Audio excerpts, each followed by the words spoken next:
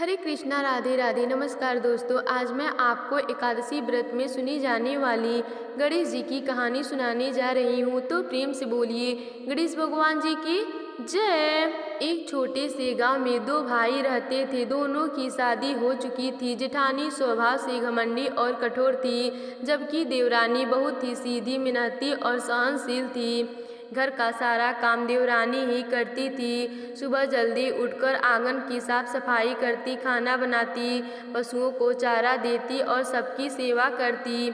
लेकिन जेठानी उसे हमेशा डांटती रहती और छोटी छोटी बातों पर ताने देती। अगर खाना थोड़ा भी देर से बनता तो वह सबके सामने देवरानी को अपमानित कर देती। एक दिन घर में अनाज कम था। जेठानी ने सारा अच्छा खाना अपने लिए रख लिया और देवरानी को सूखी रोटी दे दी। फिर भी देवरानी ने कुछ नहीं कहा। उसने चुपचाप भगवान गणेश जी को याद किया और मन ही मन प्रार्थना की, हे गणेश भगवान जी, मेरे दुख को दूर कीजिए और मेरे घर में सुख शांति दीजिए। दिन बीतते गए और देवरानी का दुख बढ़ता गया। कभी उसे ठीक से खाना नहीं मिलता, कभी उसे आराम नहीं करने को दिया जाता। फिर भी वह धैर्य से सब सहती रही और रोज सच्चे मन से गणेश जी की प्रार्थना करती रही। एक रात जब देवरानी बहुत दुखी होकर सोई तो उसे सपने में गणेश जी दर्शन दिए। उन्होंने कहा, बेटी, तुम्हारा दुख मैंने देख लिया।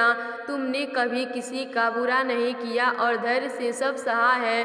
अब तुम्हारे जीवन में सुख आएगा। अगले दिन से धीरे धीरे घर की स्थिति बदलने लगी।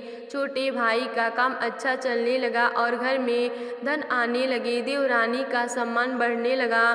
सास ससुर भी उसकी मेहनत और अच्छे स्वभाव की तारीफ करने लगे। जेठानी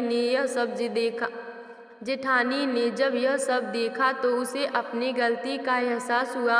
उसे समझ आया कि उसने देवरानी के साथ बहुत बुरा व्यवहार किया है।